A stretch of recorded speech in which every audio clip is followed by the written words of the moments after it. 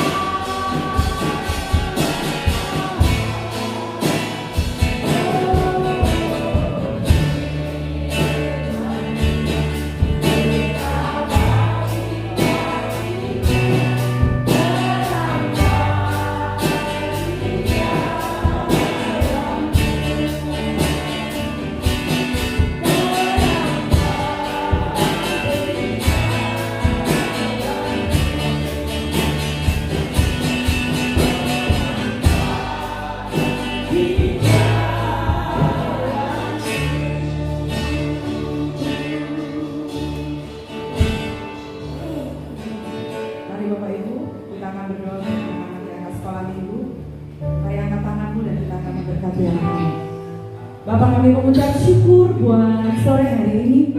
Tuhan, terima kasih. Tuhan boleh memberi kami waktu untuk boleh ada di dalam hadirat-Mu. Kami boleh beribadah kepadamu dengan segenap hati. Kami mengucap syukur Tuhan. Dan sebelum kami mendengarkan firman-Mu, mari Tuhan kami bawa anak-anak ini ke dalam tangan-Mu. Anak-anak yang sudah Tuhan beri kepada kami sebagai orang tua. Kami mengucap syukur dan berterima kasih karena kami tahu mereka adalah anak-anak yang luar biasa. Dan kami tahu satu hal, bahwa hidup mereka ada dalam tangan Tuhan. Terima kasih Bapak. Berkati sekolah minggu mereka, berkati guru juga yang akan mengajar. Buat mereka, para guru boleh mengajar dengan bahasa yang sangat sederhana, sehingga anak-anak ini mudah untuk dimengerti apa yang diajarkan oleh para guru. Kami juga berdoa Bapak untuk para orang tua. Tuhan berkati setiap orang orang tua yang memiliki anak-anak ini. Karena kami percaya berkat Tuhan berlimpah atas mereka, sehingga melalui berkat Tuhan anak-anak ini akan dicukupkan segala kebutuhannya. Terima kasih Bapak, kami menghantarkan anak-anak ini untuk bersekolah minggu di dalam nama Tuhan Yesus Kristus. Haleluya. Saya undang kita semua bangkit berdiri. Silakan anak-anak.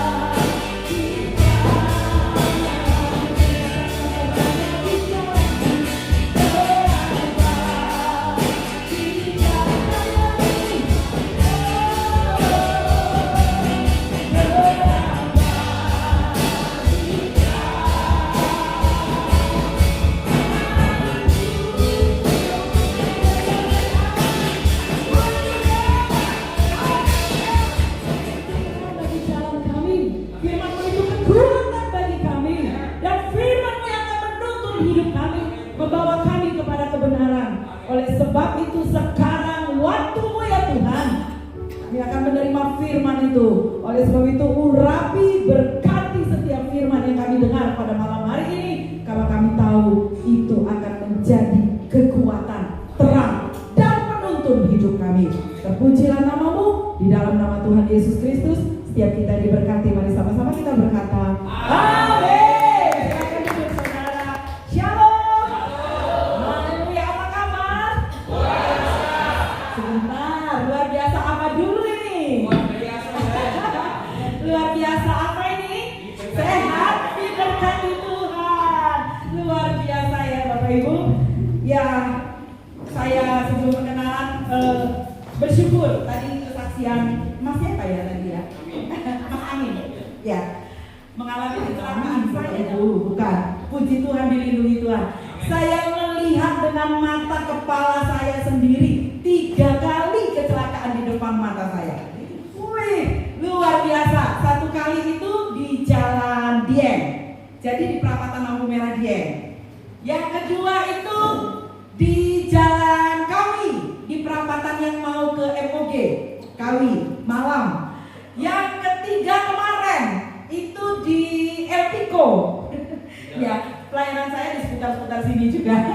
Jadi banyak di daerah sini. Jadi di Elpiko. Nah, ketika tabrakan itu saya sampai minta maaf sama anak saya. Jadi waktu saya tuh udah dengar dari belakang itu udah ada bunyi cit gitu. Apa? Kayak ngerem mendadak ya, kayak tergelincir gitu apa? Ban sepeda motornya. Biasa ibu-ibu. Teriakannya lebih kenceng saudara. Belum terdengar duar belum. Saya udah teriak, Tuhan Yesus tolong. Saya dicubit sama anak saya, mama belum.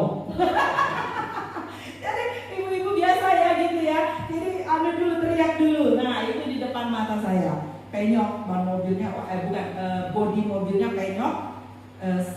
Dia mau kesini jadi di sebelah kanan ban, ya di sebelah kanan bodi. Jadi pintu itu penyok. Kemudian anak yang nabrak juga laki-laki masih muda jatuh. Tapi yang saya luar biasa dengan bapak yang punya mobil, karena ada trust issue ya, benar apa enggak? Katanya kalau mobil motor tabrakan yang disalahkan mesti mobil ya. Jadi kayaknya bapaknya cari aman gitu ya.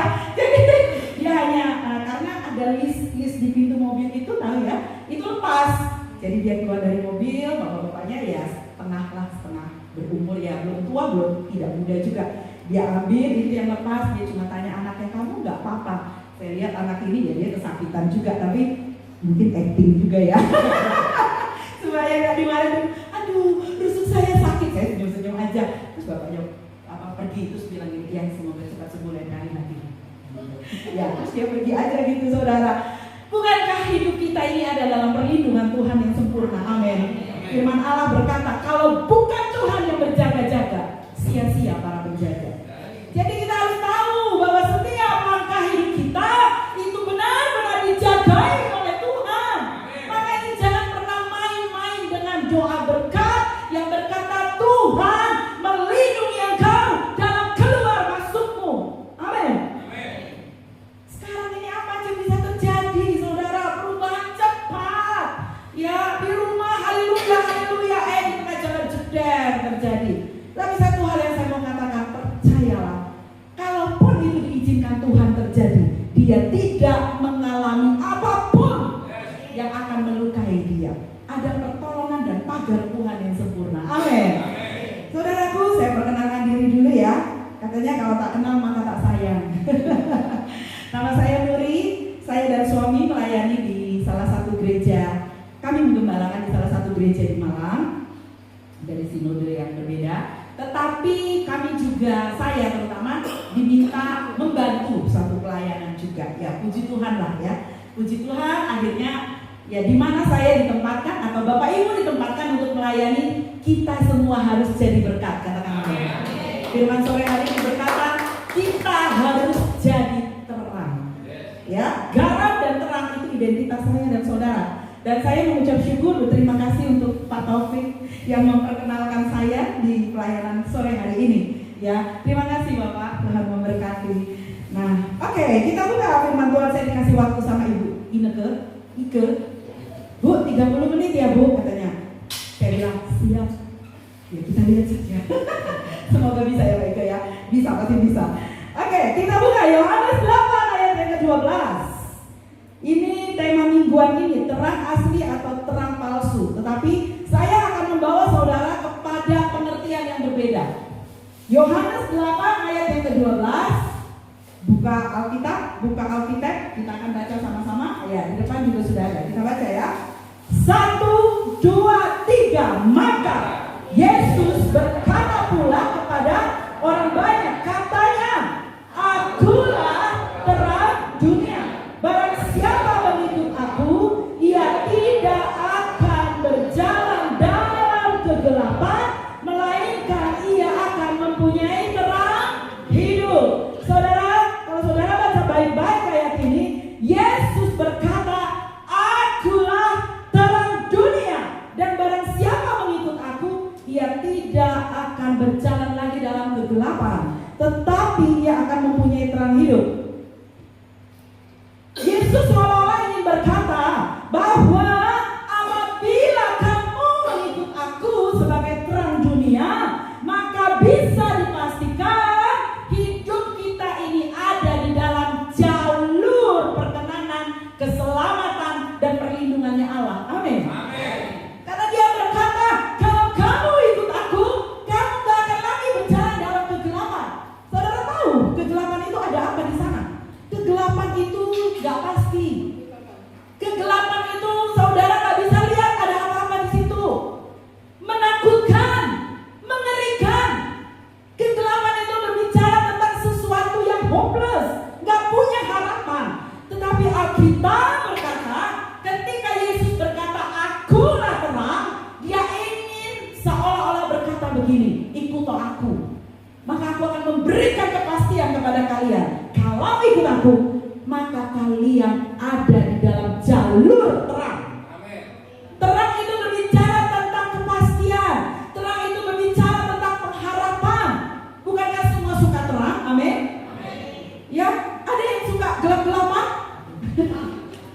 Hah? Enggak, saya sukanya di gelap-gelapan aja. Jadi di hutan gitu. Di gua-gua gitu. Bukankah kita semua suka kepada tempat yang terang? Ya, di mana ketika kita berjalan, kita tahu mana bahaya, mana tidak, karena ada terang. Ketika kita ada di dalam terang, dituntun terang,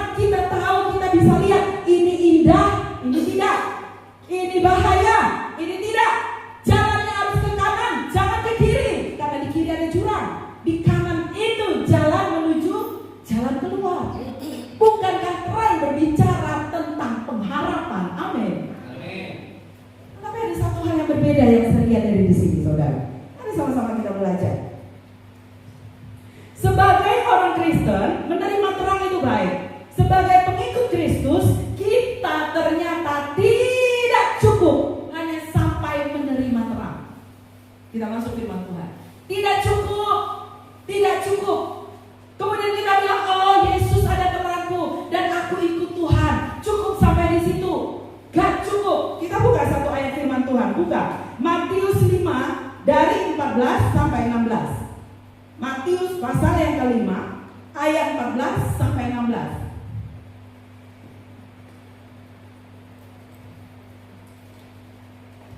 Tetap semangat ya, amin ya. Maaf saudara ya, suara saya ini menggelegar saudara. Kalau dimanapun, beberapa kali saya khotbah, 2 tahun berturut-turut saya khotbah Natal, perayaan Natal di gereja yang berbeda, mati lampu. Waktu itu di salah satu gereja yang ada agak di luar kota sedikit, itu yang dapat rame, 100 lebih yang datang. Mati lampu. Saya bilang, Yesus aja dulu gak pakai mic kan? Saya letakkan mic dan saya bilang, saya sambil jalan di tengah-tengah sampai ke ujung saya jalan-jalan. Bisa dengar suara saya? Bisa, perlu pakai mic? Gak perlu. Ini puji Tuhan ada mic. Baru minggu lalu juga saya khotbah di salah satu gereja di Buring. Sama, ruangannya itu gede banget, akustiknya gak begitu bagus. Jadi ketika ngomong pakai mic tuh menggema. Gak ngerti apa yang diomongin. Saya bilang, saya gak mau pakai mic. Daripada jemaat cuma pelongo-pelongo gak ngerti firman Tuhan apa, saya lepas mic, saya korban tanpa mic. Mereka malah ngerti saudara.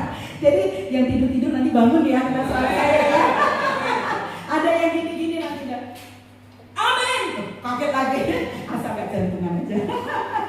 Oke, firman Tuhan berkata Matius 5 ayat 14 sampai 16. Ya, saya baca ayat 14, saudara 15, 16 kita baca sama-sama. Firman Tuhan. Kamu adalah terang dunia. Kota yang terletak di atas gunung tidak mungkin tersembunyi. 2, 3.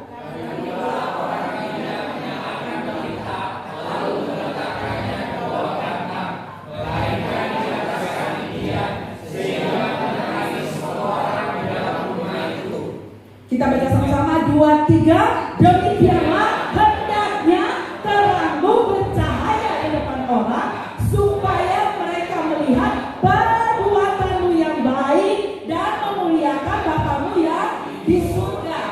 Ini loh saudara, kita gak cukup berhenti sampai kita mengikuti terang itu. Kita gak cukup berhenti kemudian kita bilang, oh cukuplah aku menjadi pengikut Kristus. Gak cukup, ada tugas baru, ada predikat baru yang Tuhan beri kepada kita. Di dalam Matius tadi dikatakan, kamu adalah terang itu. Jadi gak cukup hanya Yesus saja sebagai terang. Ketika kita sudah ikut Dia, Tuhan kasih tugas yang baru. Tuhan kasih predikat baru bahwa saya dan saudara sama seperti Yesus, kita adalah terang itu. Amin. Itu kata firman Tuhan. Alkitab bilang kita ini terang. Gak bisa dipungkiri. Kalau baca di ayat 13 dikatakan kamu garam. Tapi saya bawa di terang aja karena tema kita tentang terang, ya. Kita adalah terang dunia. Identitas baru yang Tuhan beri kepada kita. Dari terjemahan yang berbeda, Alkitab itu kan banyak terjemahan ya saudara ya. Saya coba bawa di terjemahan yang berbeda. Matius 5 ayat 14 dikatakan begini. Kalian adalah terang dunia yang tampak kepada semua orang seperti sebuah kota di atas bukit bercahaya pada malam hari. Ya, kalau di terjemahan yang Alkitab kita kan dikatakan begini. Kota yang terletak di atas gunung tidak mungkin tersembunyi. Tertata sebagai identitas baru kita sebagai terang dunia. Tuhan mau berkata begini kepada kita, bahwa kalian itu sama seperti kota. Kota itu besar, betul saudara? Kota itu besar. Apalagi kota yang besar itu ada di atas bukit. Dari jauh orang jelas sudah melihat kota yang di atas bukit. Betul ya? Kalau kita berjalan di ketinggian deh, satu kota ketinggian gitu, kita udah bisa lihat, oh itu kota batu, kelihatan. Soalnya dia ada di atas bukit. Apalagi ada penerangan, kan dikatakan begini. Di terjemahan yang berbeda ya, firman Allah yang hidup, bisa Bapak Ibu buka Matius 5 ayat 14. semua orang seperti sebuah kota di atas bukit yang bercahaya pada malam hari. Jadi terang banget, bisa kelihatan. Itulah hidup saya dan saudara. Hidup kita ini bisa dilihat oleh banyak orang. Amin. Makanya perlu hati-hati dalam hidup ini, saudara. Kalau memang saya dan saudara ini hidupnya terang, ayo pancarkan gitu loh. Terang itu, ayo pancarkan kebaikan itu. Terang berbicara tentang pusat perhatian semua orang, bisa melihat. Oleh sebab itu kita perlu mengelola hidup kita dengan sangat hati-hati. Katakan hati-hati. Hati-hati kelola hidup. Karena banyak orang melihat hidup kita, saudara. Kita ini dilihat orang, kita ini terang. Terang itu di mana-mana menjadi pusat perhatian, ya, menjadi sumber perhatian. Kalau saya saudara nggak bisa jaga hidup, nah itu yang dikatakan tadi, hidupmu benar-benar terang atau terang yang palsu. Akunya Kristen kita, katanya ikut Tuhan kita, katanya kita ikut terang yang adalah Yesus, tetapi hidup kita sendiri nggak bisa menjadi terang. Padahal firman Allah jelas-jelas berkata kamu adalah terang. Dan kebaikan hati kita itu nggak bisa disembunyikan, saudara. Ya, perhatikan, coba buka Lukas 8, Matius 5 ayat yang ke-15. Kita nggak jauh-jauh dari Matius ya. Matius 5 ayat yang ke-15. Firman Allah berkata, lagi pula orang tidak menyalakan pelita lalu meletakkannya di bawah gantang, melainkan di atas kaki dia sehingga menerangi semua orang di dalam rumah. Kita kupas ayat ini, apa artinya ini, saudara? Saya buka ayat yang persis sama. Buka dari kitab Lukas 8 ayat 16. Apa yang bisa menghalangi kita, yang membuat hidup kita untuk tidak bisa bercahaya? Ya, Lukas 8 ayat 16. Sudah ketemu? Yes, saya bacakan. Firman Allah berkata, tidak ada orang yang menyalakan pelita lalu menutupinya dengan tempayan. Perhatikan saudara ya, gantang, tempayan, atau menempatkannya di bawah tempat tidur, tetapi ia menempatkannya di atas kaki dian. Saudara tahu kaki dian ya, tempat untuk menaruh lilin atau lampu. Di zaman itu ada kaki dian, yang begini itu. Nah, harusnya diletakkan di situ, ya, supaya apa? Supaya semua orang yang masuk ke dalam rumah dapat melihat cahayanya. Hati-hati saudara. Alkitab berkata yang pertama, jangan ada orang menyalakan pelita lalu menutupinya dengan tempayan. Apa itu gantang? Apa itu tempayan? Gantang itu adalah alat ukur untuk mengukur gandum dan biji-bijian pada waktu itu. Jadi tempayan itu dipakai, itu biasanya untuk menempati hasil panen atau biji-bijian yang baik pada waktu itu. Jangan biarkan terangmu itu tertutup oleh gantang, tertutup oleh tempayan. Jangan biarkan saudara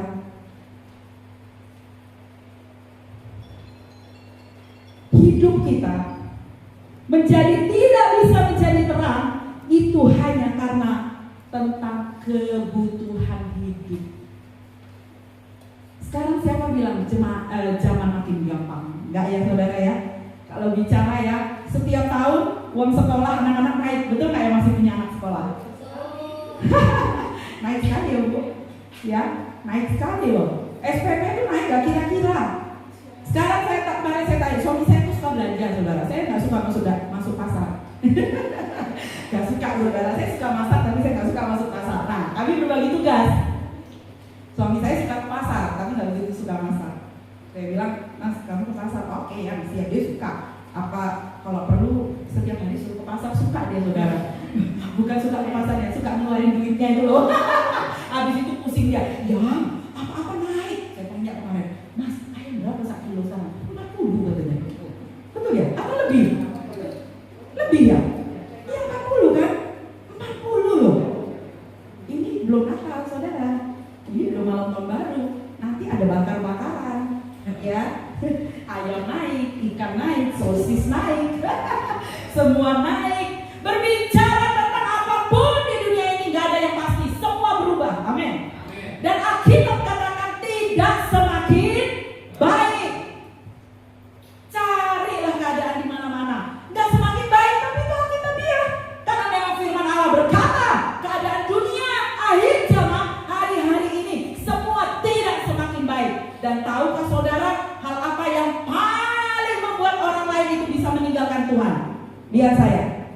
masalah perut, masalah jen. Betul saudara? Masalah hepeng. Bapak gembala saudara orang Batak ya. Saya juga orang Batak saudara. Masalah hepeng, masalah duit, masalah kebutuhan hidup. Hati saya nelongso. Berapa banyak anak-anak muda rela kehilangan imannya hanya gara-gara duit. Berapa banyak kemudian orang rela meninggalkan imannya hanya gara-gara jabatan. Berapa banyak kemudian orang meninggalkan Tuhan hanya gara-gara kebutuhan perut, gaya hidup, style, kenyamanan dunia.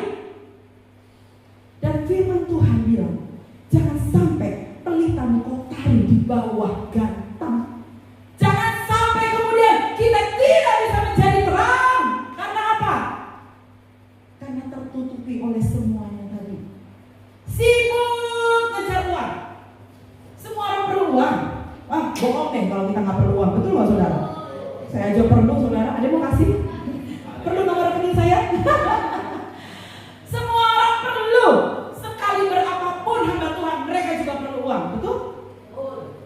Perlu. Tetapi jangan sampai semuanya itu kemudian menutupi terang kita kepada orang lain. Jangan sampai kemudian kita berkata, kayaknya boleh lah ya, supaya laris toko kita, ya ke Gunung Kawi boleh lah. Saya baru kemarin ke Gunung Kawi saudara. Sorry jangan lihat saya gitu dong. Saya nggak ngapa-ngapain, saya cuma main sama burung merpati saudara. Pak Taufik SS foto saya cantik banget gitu Pak. Lagi main sama burung merpati. Baru sekali itu flyer saya kayak gitu. Biasanya yang lagi khotbah pegang mic gitu. Baru sekali itu saya main dengan burung merpati. Saya baru pulang dari Gunung Kawi saudara. Baru pulang dari Gunung Kawi. Ya, lihat saya mendengar, saya banyak bertanya. Apa sih kehebatannya Gunung Kawi ini, kenapa ya? Kemudian saya ketemu dengan beberapa orang di situ, saya tanya. Ya mereka bilang semuanya tuh rata-rata memang mencari yes. Saya ngomong agak gimana gitu. Pesugihan. Supaya tokonya laris. Supaya jiannya lancar. Supaya orang banyak berbelas kasihan kepada kita. Saya mau saksi satu hal. Saya itu dulu sebelum saya jual rumah yang dulu dan pindah ke tempat yang sekarang, saya dulu tinggal di Oma View. Tahu ya Oma View? Ya, Guri ya. Ya. Saya tinggal di Oma View, Blok GA nomor 4. Masih ingat saya. Baru udah lama saya jual. Sebelah saya tetangga itu ibu. Saya juga nggak tahu nih ibu kerjanya apa. Tidak punya suami tapi anaknya banyak saudara. Tiap tahun melahirkan. Saya juga bingung. Tapi ya saudara, saya pikir saya baik aja sama dia. Selama dia nggak ganggu saya tetap baik. Saya tetap sering share, kasih makanan dan sebagainya. Karena anaknya banyak kecil-kecil. Nah, suatu hari saya tanya, Mbak, orang Palembang, Mbak, anaknya yang besar mana? Kalau nggak lihat anaknya banyak makan kalau nggak salah. Gue akhirnya, jangan-jangan bapak ibu 10. Saya 1 saudara, tinggal. Anak saya cuma 1. Nah, itu 8. Saya tanya, Mbak, anakku mana yang 1? Terus dia bilang ini, dia manggil saya tante. Masih muda, jatuh di bawah saya, kok anaknya bisa 8 ya, heran saya. Dan dari suami loh, saya juga bingung. Nggak ada suami. Saya juga bingung kok anak dari mana gitu ya. Nah terus saya tanya, Mbak, anakmu mana yang nomor 1? Nggak kelihatan, biasanya suka nyapu-nyapu. Terus saya tegur, kamu gimana? Anaknya itu rata-rata lulus SMP, kakaknya lulus SMA. Dia bilang, oh tante sudah kerja di salah satu pesantren di Tumpang. Oh iya, ada kiai ini Gus siapa lah, aku nggak tahu, terkenal katanya. Banyak pejabat ke situ, termasuk kata dia. Bapak Presiden juga ke situ katanya. Tapi saya nggak tahu Presiden siapa. Saya nggak tahu. Ah, ke situ. Oh iya. Saya dengar, oh jadi apa ya, dia jadi penjaga bla bla bla, kepercayaan orang Gusnya apalah, saya nggak paham. Terus dia bilang begini, ini yang menarik. Dia bilang gini, tante kan buka gereja ya? Iya, ya saya masuk ke anak-anak muda ya. Jadi mayoritas jemaat saya itu hampir 80% anak muda semua. Iya betul, saya bilang kami masuk ke salah satu. Berapa jemaatnya? Ya 70, 80 lah. Saya bilang belum banyak sih. Terus dia bilang begini, tante mau rame nggak? Dia bilang, oh ada apa? Ini kisah lama ya, ini kisah lama karena saya sudah tidak di Oma View itu udah lama saudara, sampai lupa saya. Ya udah nggak usah diingat itu. Nah, terus dia bilang begini, tante mau rame nggak gerejanya? Saya tanya loh kok bisa? Dia bilang begini loh saudara, ada pendeta yang kesana dan katanya gerejanya rame. Aduh matang kon. Aduh matang kon. Ayo, hati-hati loh milih gereja, betul? Karena kita lihat baik-baik saja. Pendeta nih ke Gus. Hati-hati. Oh iya, saya nggak mau tanya. Saya ini nggak suka kepo. Saya nggak kepo. Karena begini, kalau saya tanya siapa pendetanya dan kasih tahu, nanti hati saya berubah terhadap pendeta itu. Jadi saya nggak mau tanya. Biarlah hati saya bersih pada siapapun hamba Tuhan. Saya nggak mau tanya. Saya bilang, ya enggak deh, makasih. Saya bilang, benar loh tante. Nanti tante nggak usah ngantri. Nanti langsung aja karena anak saya tuh kepercayaannya Gusnya. Saya bilang, no. Saya nggak akan jual iman saya. Saya nggak akan jual pelayanan saya. Saya nggak peduli gereja saya mau ramai apa enggak hanya gara-gara itu. Amin. Yang penting saya jalan dalam jalurnya Tuhan. Masalah jemaat datang atau tidak itu urusannya Tuhan. Tuhan akan kirim kalau Tuhan lihat saya sudah mampu dan layak. Saya nggak mau. Gampang loh tante. Nggak sebulan nanti jemaat rame-rame datang. Orang kaya-kaya lagi. Oh saya nggak mau bapak saya lebih kaya dari itu. Saya nggak mau. Saya bilang no way. Enggak. Terus ada satu jemaat lagi cerita sama saya. Bu Nuri, saya ini bingung. Kemarin sudah didoakan warungnya tapi tetap sepi. Terus ya saya ke orang pintar sana. Terus saya bilang gitu. Terus kamu kesana bawa apa? Bawa ayam, bawa rokok. Terus saya bilang itu bukan orang pintar. Kalau dia pintar dia nggak akan terima ayam. Dia terima dolar. Dia nggak terima ayam, dia nggak terima rokok. Dia terima dolar dong. Betul nggak saudara? Dia terima euro dong. Dia tahu lah mata uang yang besar. Dia nggak orang pintar. Ngapain kamu ke sana? Maaf ya, maaf. Orang pintar. Tapi dia juga pasti minta-minta uang sama orang. Kalau orang pintar nggak mungkin minta-minta uang sama orang. Betul saudara? Jadi jangan sampai kita menjual iman kita hanya gara-gara perut, hanya gara-gara kenikmatan hidup, hanya gara-gara kita ingin hidup enak. Kemudian kita bilang, gak apa-apa deh kompromi. Terang itu saudara taruh di bawah gantang, sehingga nggak bisa dilihat orang. Orang akan bilang gini, katanya Kristen tapi main dukun. Betul? Katanya Kristen tapi masih jahat hidupnya. Betul saudara? Katanya Kristen tapi masih suka fitnah orang. Katanya Kristen tapi hidupnya nggak bisa jadi berkat. Nggak bisa saudara. Kebaikan hati saudara itu harus keluar. Ya, nanti kita buka ayatnya. Yang kedua itu yang pertama. Yang kedua, Alkitab katakan dalam Lukas 8 ayat 16. Masih ya? Ya, Lukas 8 ayat 16. Tidak ada orang yang menyalakan pelita lalu menutupinya dengan tempayan atau menempatkannya. Yang pertama ditutupi dengan tempayan. Ya, pelita itu ditutupi dengan tempayan. Yang kedua, dikatakan begini, atau menempatkannya di bawah tempat tidur. Yang kedua ini juga nggak boleh, saudara. Kita nggak akan bisa kelihatan sinarnya. Apa itu tempat tidur? Terang itu saudara taruh di bawah tempat tidur. Tempat tidur itu berbicara kemalasan. Anak Tuhan nggak boleh malas, amin. Saudara dimanapun ditempatkan, saudara harus rajin. Karena firman Allah berkata, tangan orang rajin yang mendatangkan kekayaan. Katakan amin. Kerjanya tidur doang, tapi minta kaya. Mimpi kali ya? Ya. Kerjanya scroll TikTok, tapi minta kaya. Tuhan bilang kerja dong, kerja kerja. Karena berkat Tuhan salah satu selain keluar masuk adalah memberkati apapun yang dikerjakan oleh tangan kita. Tuhan akan berkati, percayalah. Karena itu firman Tuhan. Pokoknya rajin aja. Masalah nanti berkat seperti apa Tuhan akan tanggung jawab. Katakan amin. Gak perlu takut. Jangan malas. Orang malas itu gak bisa jadi berkat. Sinarnya gak bisa kelihatan. Saudara, ada beberapa kantor-kantor ya. Saya gak begitu tahu kantor apa, tetapi sudah ada rumor ngomong begini. Perhatikan saya baik-baik. Jangan terima karyawan orang Kristen malas. mereka malas. Nanti kalau ditegur marah. Nanti kalau katanya tidak mengasihi, tapi malas. Disuruh apa-apa nggak mau. Anak raja kalau disuruh-suruh. Malas. Ada banyak beberapa bahkan hamba-hamba Tuhan, bahkan orang-orang Kristen sendiri ogah kadang menerima karyawan Kristen. Ini saya sampaikan ya. Susah, angel tuturannya, payah. Mending sekalian aja orang gak kenal Tuhan, lebih rajin. Katanya begitu saudara. Kalau saya sih enggak, saya rajin saudara. Hujan-hujan juga datang saya.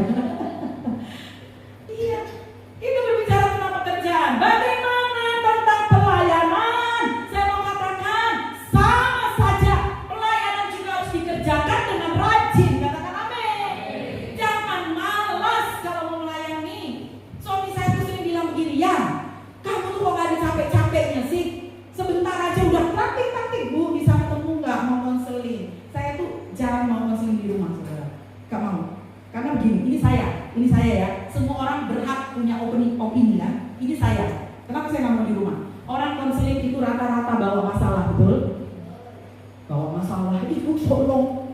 Ibu begini saya. Udah masalah saya cuma pendengar. Oh iya. Aura di rumah itu jadi nggak happy. Saya nggak mau. Saya selalu kalau mau konseling kita ketemu di mana deh. Kalau ada gereja puji Tuhan seperti ini mungkin ada tempat bisa. Tapi kalau tempat kami kan nggak bisa karena kami sewa-sewa kan. Jadi nggak ada tempat. Saya selalu ngajak keluar. Ayo di luar aja gitu. Oh iya ibu kita share konseling gitu. Suami saya bilang lu nggak dicapek-capeknya ya. Saya bilang mau capek bagaimana? Orang butuh. Selagi saya bisa, kenapa tidak? Kadang hari Senin tuh ingin tidur saudara. Hari ini saya tuh nggak ada tugas apa-apa sebenarnya. Pengen bangun siang gitu. Siang dikit lah, bukan siang sekali nih. Siang dikit lah gitu. Mata saya tuh berat karena malam. Saya ada ketemu dengan seseorang pulangnya malam. Jadi rasanya pengen. Tapi saya pagi-pagi ditelepon sama salah satu gereja, ibu bisa datang nanti doa berkat ya. Harus datang saya. Kalau bisa datang, lu gak capek ya? Capek sih, tapi ya gimana? Jadi saya gak pulang ke rumah saudara. Ibadah pagi, siang saya ngacir kemana karena sekarang hujan, saya masih naik sepeda motor kemana-mana. Ya udah, saya pikir daripada saya pulang soal jajan jauh banget kan. Toh ini juga di Dieng, tempat pelayanan saya juga di Dieng. Jadi saya ngacir ke satu tempat, saya duduk, saya ngopi sedikit di situ. Ya udah jam berapa saya kesini. Suami saya pelayanan di tempat lain juga. Kalau hari Minggu kami udah besar Mbak. Anak saya kan pemain musik juga pelayan entah di mana lah dia. Karena kami kan pagi. Jadi semuanya melayani Tuhan. Rajin. Banyak orang Kristen itu bilang gini loh. Ya nanti kan Tuhan cukupkan. Pokoknya berdoa aja, puasa aja. Nah ini yang selalu salah dipakai ayat yang bilang begini. Burung di udara aja tidak bekerja, Tuhan kasih makan. Salah loh. Burung itu kerja, dia bikin sarang. Sarangnya nggak dibikin sama aku Daniel. Sarangnya dibikin sama burung. Dia juga bekerja untuk cari ulat di mana. Nah ulatnya ini yang Tuhan sediakan, betul saudara? Ulat yang Tuhan sediakan, Tuhan nggak kasih ulat bawa kemudian burung. Kemudian nama saya Nuri. Burung Nuri. Suami saya suka bilang begini, mantes ya suaramu keras kayak burung Nuri gitu. Ya wis. Tuhan gak bawa itu namanya ulat dikasih ke atas mulutnya burung. Enggak. Tuhan sediakan ulat di sini, burung harus berusaha. Kemudian dibawa pulang untuk anak dan istrinya. Dia bekerja, siapa bilang burung gak bekerja? Bekerja loh. Siapa bilang bunga itu tidak meminta, tidak bekerja juga? Mereka juga melakukan serbuk kan? Kena angin kan? Mereka juga melakukan sesuatu loh. Jangan suka comot-comot ayat untuk membenarkan diri dan kita bilang, kalau Papa berdoa aja, aku yakin Tuhan buka jalan. Kalau saya jadi Tuhan tak kacau kerja.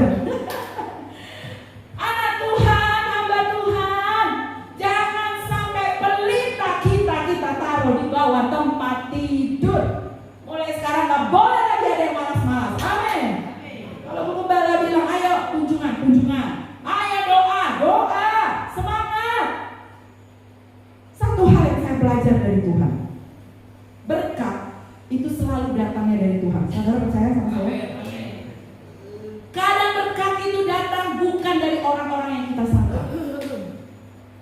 banyak saya ngalami, saudara. Banyak saya ngalami. Tuhan bertanggung jawab sama hidup kita. Udahlah, kalau disuruh pelayanan yang benar, kalau disuruh kerja yang benar, karena Tuhan bilang bukan dengan jerih payah, tetapi Tuhan yang akan mengangkat hidup kita. Pokoknya kerja aja, pelayanan aja, lakukan aja. Berapa kali saya kecewa ketika saya melakukan sesuatu kemudian dengan kekuatan saya, ujung-ujungnya apa? Tuhan juga yang bertindak. Yang saya kerjakan semua gagal total, saudara. Ujung-ujungnya Tuhan juga. Itu saya udah berusaha. Apalagi yang gak berusaha, betul kan saudara? Yang saya berusaha aja sampai karena bablas pakai kekuatan sendiri, nggak menghasilkan apa-apa loh. Apalagi yang cuma diam-diam tidur di kamar. Bagaimana mungkin terang kita ini bisa menerangi orang banyak? Ya seperti tadi itu, gak usah terima karyawan Kristen, malas. Mau pelayanan juga orang bilang gak usah terima dia, malas, susah untuk dididik. Susah saudara. Ya mulai sekarang ya, semuanya harus berubah. Kita lanjut. Yang paling terakhir, Filipi 4 ayat yang kelima. Kita baca sama-sama. Filipi 4 ayat yang kelima. 1, 2, 3. Hendaklah kebaikan hatimu diketahui semua orang. Tuhan sudah dekat. Firman Tuhan berkata, hendaklah kebaikan hati kita. Ya, saya terjemahkan begini. Hendaklah terangmu diketahui oleh semua orang. Amin. Jangan tutup-tutupi. Lakukan semua yang baik. Orang perlu tahu, orang perlu melihat, orang perlu tersentuh dengan kebaikan hati kita. Kenapa? Karena Tuhan sudah dekat. Dan tadi kita Matius katakan, kenapa? Supaya nama Tuhan dipermuliakan. Ketika kita ini rajin, ketika kita ini bisa dipercaya, nama Tuhan dipermuliakan. Itu loh orang Kristen. Itu loh hamba Tuhan, takut Tuhan. Itu loh anak Tuhan yang sungguh-sungguh. Jadi hidup ini jadi berkat dan Tuhan dipermuliakan. Tuhan gak malu dengan murid. Di mimbar saya bisa teriak-teriak kayak begini, tapi kalau di rumah kerja saya ngandukin suami terus. Dan tetangga tahu, mereka bilang apa? Cuma di gereja, di rumah, Masya Allah. Habislah, cuma di gereja loh. Di gereja doang, di rumah, siapa yang tahu? Sama karyawan, gak paham. Sama bos, apalagi. Sama rekan pelayanan aja gak sama. Sama keluarga, anak, orang tua aja kita gak baik kok. Tetapi firman Allah berkata, hendaklah kebaikan hatimu diketahui oleh semua orang, karena Tuhan sudah dekat. Yuk semakin giat untuk berbuat baik, katakan amin. Semakin giat untuk bekerja, katakan amin. Jangan malas, biar terang kita itu bisa jadi berkat. Yang paling terakhir, lalu bagaimana caranya kita bisa menjaga supaya terang kita ini tetap menyala? Buka dari Matius. Ini panjang ayatnya, Matius 25 ayat 1 dan seterusnya. Saya singkat saja ya saudara. Ini berbicara tentang gadis yang bijaksana dan gadis yang bodoh. 5 yang bijaksana, 5 yang bodoh. Saudara tahu, pelita gadis yang bijaksana menyala karena ada minyak. Dah, itu aja kuncinya. Kalau saudara mau tetap menyala, api saudara menyala, terang saudara tetap menyala, maka saudara harus melekat dengan minyak yang ada dalam Roh Kudus. Setiap hari. Yang menjadi sahabat saya dan saudara, penolong saya dan saudara saat ini di muka bumi adalah Roh Kudus. Karena Yesus ada di surga. Tiap hari sapa dia. Saya kalau naik sepeda saudara, setiap hari saya selalu bilang, Roh Kudus, terima kasih ya, karena saya sendiri, karena saya nangis sendiri, karena saya curhat dengan Roh Kudus di jalan gitu. Roh Kudus terima kasih ya. Terima kasih loh untuk hari ini, terima kasih begini. Roh Kudus terima kasih ya, saya sapa. Karena saya lupa ya, dalam satu hari saya berdoa, tapi saya lupa menyapa Roh Kudus. Kemudian saya diingatkan lagi, hari ini kamu belum say hello sama Holy Spirit. Kamu belum say hello sama Tuhan, sama Roh Kudus. Terus saya bilang, Tuhan, Roh Kudus ampun. Mintanya selalu disertai Tuhan. Bukankah dia sahabat yang paling baik? Saudara,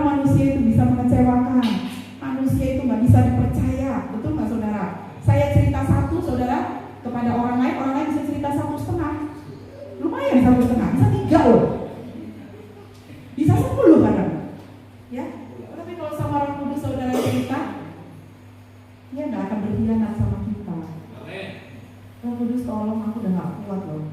Roh Kudus tolong aku, udah gak mampu. Percaya sama saya. Kalau saudara dekat sama Tuhan, hati saudara itu meluap-luap dengan firman Tuhan. Roh Kudus akan mengingatkan, Nuri kuat, Nuri sabar, Nuri tetap bersukacita, Nuri tetap berpengharapan, Nuri ayo semangat. Itu Roh Kudus terus berbicara sampai akhirnya pelita itu tetap terang dalam hidup kita. Amin. Sampai akhirnya kita tetap terus mau, iya Tuhan, tapi dia sudah mengecewakan aku. Kemudian Roh Kudus bilang, Nuri ampuni, karena pembalasan itu hakku, bukan hakmu. Kamu membalas orang, nanti kamu yang kecewa. Tetapi kalau aku yang membalas, serahkan semuanya. Kamu bersih, kamu gak berdosa, tapi biar aku yang menyebut orang itu. Kemudian hati ini jadi bersih saudara. Terus pelita kita nyala. Dan orang memang lihat, oh ini loh benar-benar anak Tuhan, anak terang. Karena terangnya bisa dinikmati oleh semua orang. Yang terakhir, kalau kita tidak bisa, kalau kita sudah menerima terang dunia dan mengikutinya, maka saat ini mari kita koreksi diri kita. Supaya supaya kita juga tetap bisa menjadi terang bagi banyak orang dan memuliakan Bapa kita di surga. Amin saudara. Tapi saudara perhatikan baik-baik satu hal ya, terakhir, tidak cukup berhenti sampai saudara menerima terang, tetapi jadilah terang, karena itu perintah Tuhan Yesus kita. Haleluya. Kita naikkan satu pujian.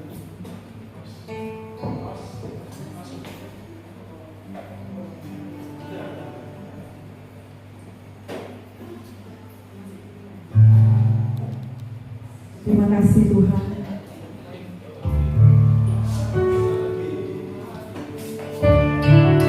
Terima kasih ya Allah. Sore hari ini kami minta Kau bekerja di tengah-tengah kami. Jangan biarkan Tuhan banyak hal membuat hidup kami itu tidak bisa memancarkan terang Tuhan. Bapak Ibu, mungkin saat ini ada di antara kita yang sedang lelah. Mungkin ada bahkan yang sudah berputus asa, bingung, tak tahu ngapain lagi. Tetapi tetaplah ada dalam Tuhan. Tetap pegang kuasa Roh Kudus. Percayalah, Roh yang akan membantu kita untuk tetap kuat di dalam Tuhan. Mari saya undang kita semua bangkit berdiri.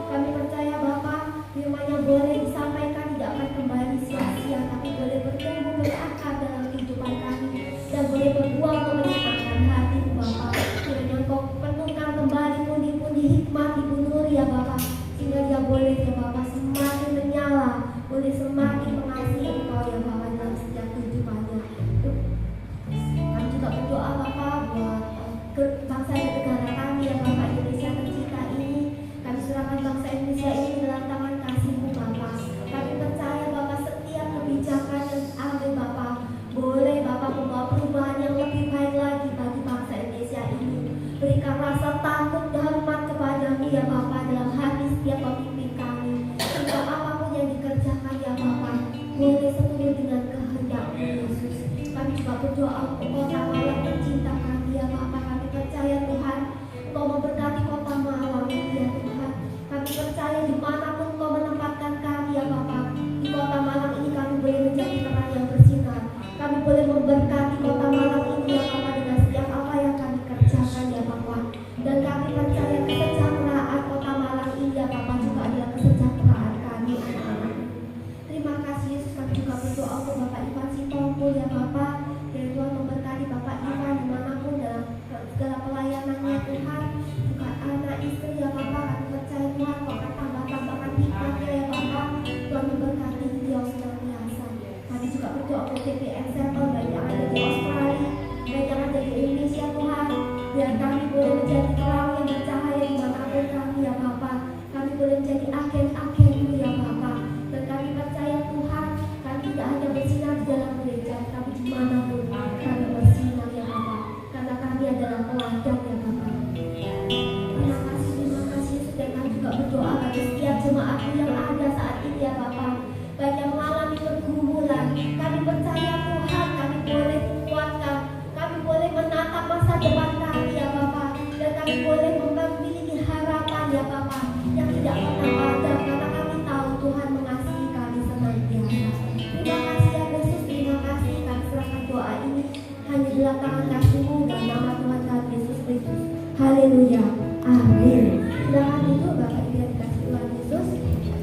Pengumuman yang pertama, hari Rabu kita akan fokuskan untuk persiapan hari Natal. Dan kita akan Natalan pada tanggal 28 Desember pukul 4 sore di tempat ini. Kami mengundang Bapak Ibu yang pada waktu boleh datang ke tempat ini. Dan jangan kita bersuka-cita merayakan kehadiran Tuhan Yesus di dalam gereja. Dan hari Jumat kita akan tetap latihan di tempat ini, baik tim musik, WL, singer, juga tim tabor. Hari Minggu keempat, terakhir kita akan mempersiapkan diri di tempat ini. Dan kita akan bertemu di hari Minggu untuk perjamuan kudus. Perjamuan dari saya, kami juga berdoa sebelum Pak Budi memberi doa.